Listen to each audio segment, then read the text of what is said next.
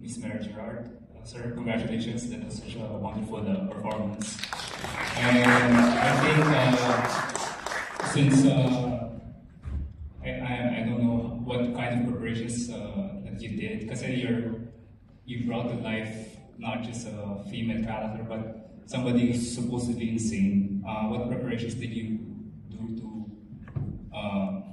perform this? Thank you. I'm just being myself.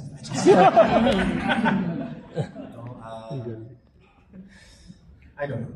I really don't know, and I don't know what made me decide to take this role of a lifetime, because I know I would never, ever in this lifetime have a very special and crazy character to play on stage in CCP and eventually in Monaco, diba?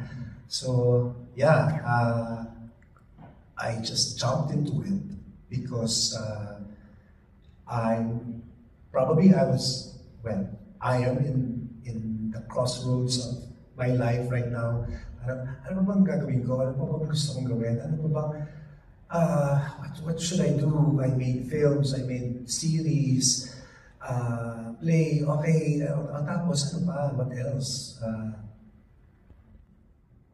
Be careful what you wish for. It's not easy, really, this one. I swear, yung mga order pa ng director ko while we're doing it, no? Yung timeline pa namin na kailan lang kami nag-rehearse after VLF. Ito na yung ginawa, after a week or two after VLF, saka pa lang kami nag-rehearse. And then suddenly, sabi, may show on the 10th, yung parang, what? We only have 8 days. Yeah. Tapos mag-perform na sa CCB? Are you crazy? No, you are crazy. Because you are going to do that. So yeah, that's what we did. And wala ang ginawa kong preparation. Talaga sa totoo lang, because I live in Subic, na-record ko naman yung mga monologues, yung ganyan, nasa iPad ko, pagtatakbo ko, kung ano man, naghuhugas ng pinggan, yun ang pinapakinggan ko.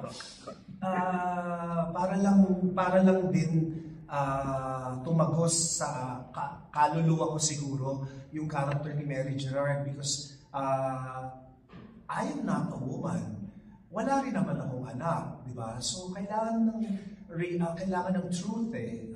So saan ako kukuha? Anong parte ng pagkatao ko bilang si Andoy kukunin yung character o pagkatao ni Mary Gerard, di ba? Yun yung mga malaking challenge para sa akin. Siguro sa policies ko, kaya tinanggal ko na kanina after. Pero gano'n na yata, or sa lipstick ko. Pero gano'n, mahirap talaga siya. It's not easy. And thank you for giving me this character, this part, for entrusting me.